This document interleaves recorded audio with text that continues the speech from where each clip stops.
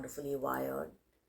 Today I'm talking about my special needs dog and the life lessons she's taught me. My dog is an Indie and she was 5 months old when I adopted her from a shelter. It's also known as Blue Cross, and I will also add a link in the description if you want to adopt a pup from there. So I adopted Luna when she was 5 months old, and at the time I didn't know that she was a special needs dog. Over a period of time, I think almost a year after we brought her home, she still hadn't learned her name and she was not responding when we used to call her. So I think slowly it kind of dawned on us, and something clicked when one of my friends said, maybe you should get her tested to check if she can actually hear you or if she's responding to the vibrations that she feels. And we took her to the vet close to where I live and found out that she is indeed near deaf. Near deaf because I know she can hear extremely high frequency sounds, which I think only dogs can hear. So she can definitely hear that, and she responds to vibrations. But other than that, she can't hear. And also, her overall develop development has been a little slow when we think of certain milestones that are need to be achieved at whatever age. I mean, it's just a marker, but we noticed that it was taking her a lot longer to get to that phase of her life. And also she has certain behavior. She's not very social. She doesn't like other dogs. She has two other dog friends, but she only tolerates them for like a few seconds. She's not very social. She doesn't like people very much. And the only people in her life are my parents and myself. So other than us, she's not comfortable with anybody else. She has changed my life for the better, and I think anybody who's had a pet, I can vouch for that. So today's video is just for me to say that these are the things that she's taught me and how she's made my life so much better simply by being herself. Lulu, you want to come say hi to your future fans? Who's a good girl? Papa, you need to show them your face. See, look there. See? See? Okay, come. Oh, Loon. Look at that. Say hi. Who's that beautiful girl? Who's your beautiful girl? You're just melting. You're just melting, my little puppy. You want to say hi? So the first thing that my dog has taught me is that it's completely okay to be myself. And the people who love me, care for me, and value my presence in their life, they will stick around. So give yourself permission to be all that you are, and whoever finds that you're a huge part of their life, you're very important to them, they value you, love you, they will celebrate you for those specific reasons and not despite those reasons. Whatever quirks or weird traits that you may have, the people that really want you in their life will celebrate you for that. The people who are staying in your life despite those reasons, they need to go. Luna is weird and strange and just nutty in her own way, and I wouldn't change a single thing about her. I'm so grateful that she chose me. The second thing my dog has taught me is that boundaries are very, very important. In the simplest terms, boundaries refer to what you like and what you dislike, what you're okay with, what you're not okay with. And it is important to have good, strong boundaries to have healthy relationships in our lives. And it's also important that while you're setting these boundaries, to think about what the consequences are for someone who doesn't honor those boundaries. So over a period of time, you will begin to notice that people who think you're important in their lives will begin to respect those boundaries, and it's never too late to set a boundary. So they will respect what you say, and they will take care to honor and respect those boundaries because you are important to them. And of course, you have to make sure that this is a practice that you are following as well, so you can continue to maintain a good relationship with your family, friends. People will learn to adjust your boundaries.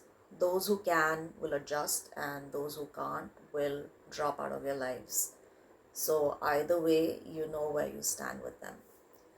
Now, with regard to autistic people and boundary setting, autistic people, a lot of us experience delayed processing, which means in real time, it is difficult for us to understand what is happening. And if a boundary has been breached, we may feel some type of way about it, but we don't really know exactly what may have occurred. So when something like this happens, you may need to take a step back, spend some time alone trying to process what has happened and then really assimilate it before you're able to find the right words to communicate how you felt about whatever incident has occurred that has caused you discomfort or pain.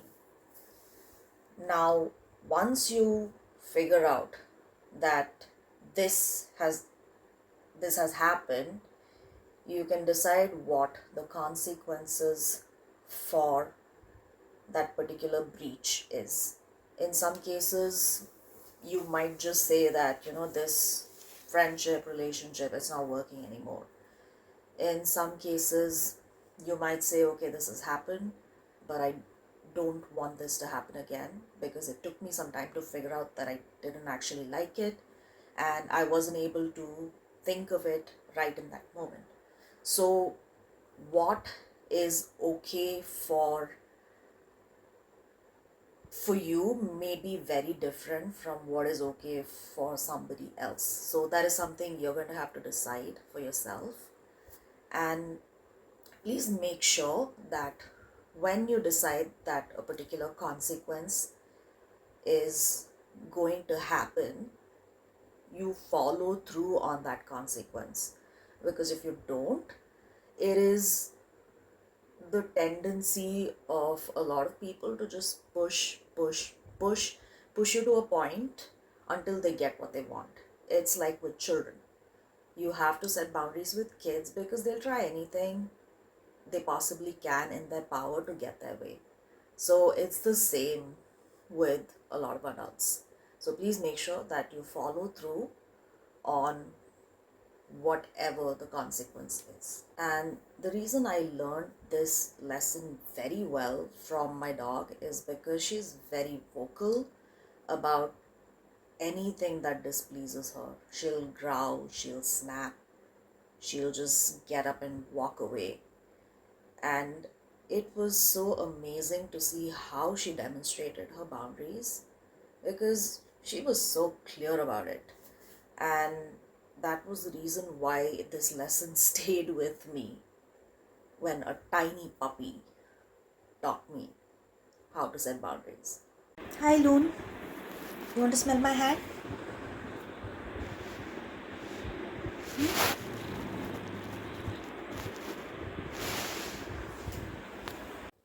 The The third lesson that my dog has taught me is to place my trust in people wisely. Trust is earned, it's not assumed. And it is something that we work at every day when we're trying to form and build relationships. I understand that in her case, she is skeptical because she's unable to hear clearly, and that's the reason why it takes her a while to get comfortable around people just being in her space. She may not interact with them particularly, but she's okay with some people being in her space.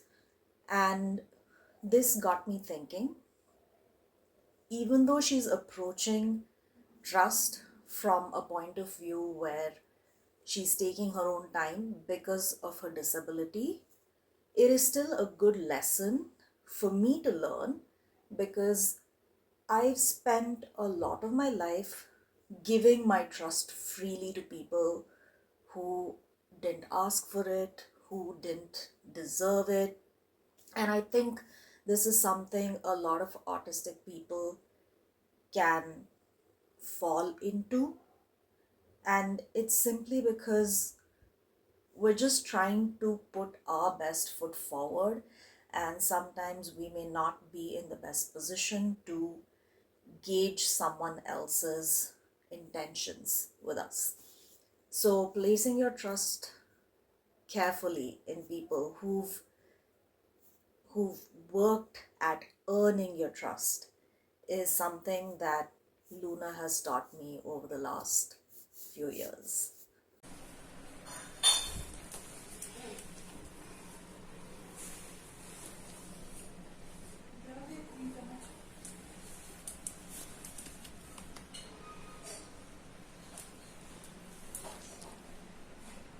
I think she's trying to figure out my smell because she doesn't remember me.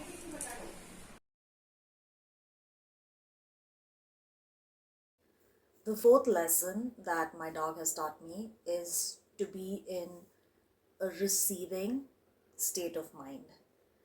By this, I mean being open to experiences and people and situations where you feel completely relaxed in allowing the good things into your life.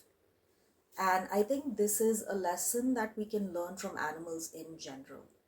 Animals are so comfortable receiving love and affection, and they love having you around. They enjoy your presence in their life. So this is a huge lesson that I've learned from Luna. And the reason why I think this is one of those really important lessons is because we live in a society which focuses on being productive, and your value is based on what you're able to produce. And for this reason, a lot of us just work so hard at doing everything that we can possibly do, and we're trying to earn the good things in life. So when something good happens for us and something good has just fallen into our laps where we haven't earned it and we haven't made the effort in that direction, we become very suspicious of it. We don't know how to trust something good and just be okay with the fact that it's happening for us. I think this also brings me to the point of being vulnerable, because there is a certain amount of vulnerability that is required for you to be okay and accepting of good things happening for you. And I understand that it can be difficult for autistic people because a majority of autistic people have not been treated very well, simply based on the way we communicate and interact with other people. But I think it's also important to see if you can find a smaller group of people that you can talk to and share your experiences with, it's worth it. I understand that being vulnerable can expose you to getting hurt, but it also opens up your entire world to some of the most wonderful experiences that you could possibly have. And like everything else, it is practice. It's not something that we become good at and then just forget about it. It is practice every single day. So, receiving and vulnerability, they go hand in hand. You let yourself be vulnerable and open, and it becomes easier for you to receive. So, this has been a wonderful lesson for me because Luna has her own set of quirks and, the hearing disability. And I remember when we brought her home, she was very, very scared. It took her about 3 to 4 months to get completely comfortable with us. But it was such a nice journey to just see her growing up and just being her own person, and she's completely okay with receiving now. And this is also another thing that we need to remember. Receiving is, it could be receiving help, it could be receiving somebody's company and just having them, spend time with you. But it also helps you get to a point where you're okay with asking for help.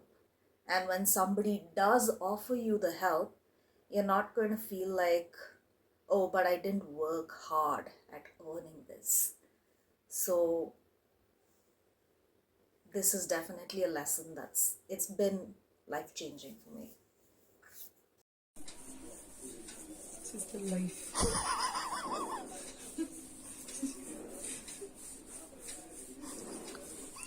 She's special needs dog. These are her special needs. Yeah, puppy?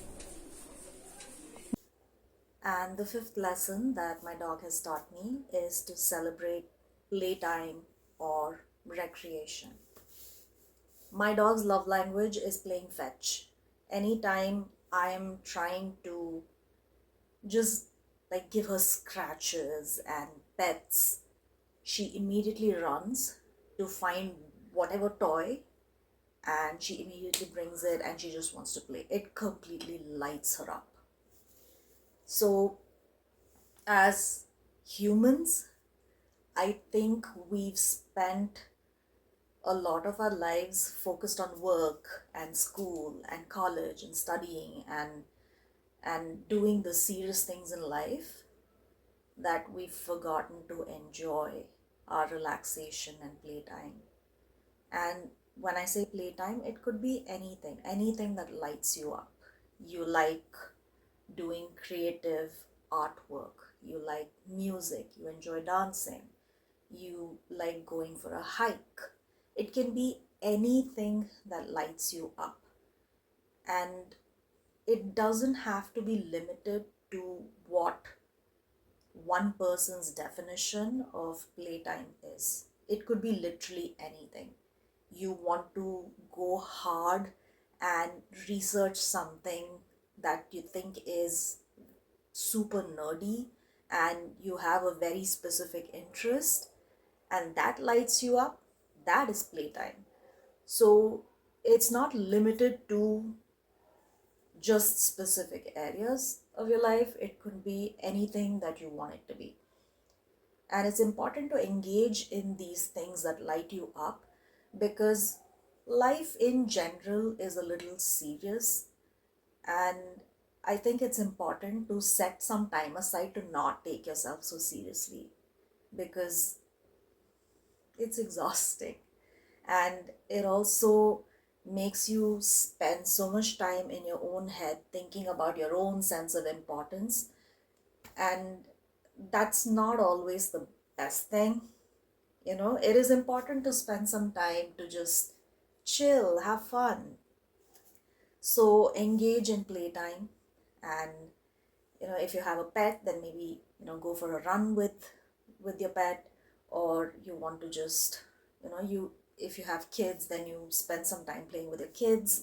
Do anything that lights you up, and your life will definitely change for the better. Not everything in life needs to be meaningful. Sometimes we can just do things because it brings us joy. We don't have to assign meaning to every single thing we do to feel like our life is worth living.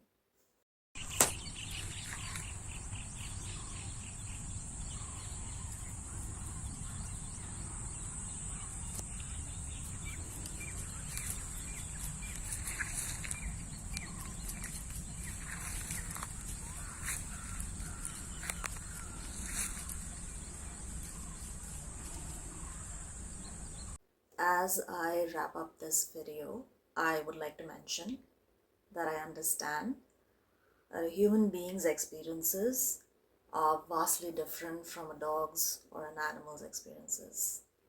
It doesn't translate literally. It is our perception of what we're learning from the animals in our lives. So there is some nuance to it. So I hope that helps. And thank you so much for being here, and I will see you in my next video.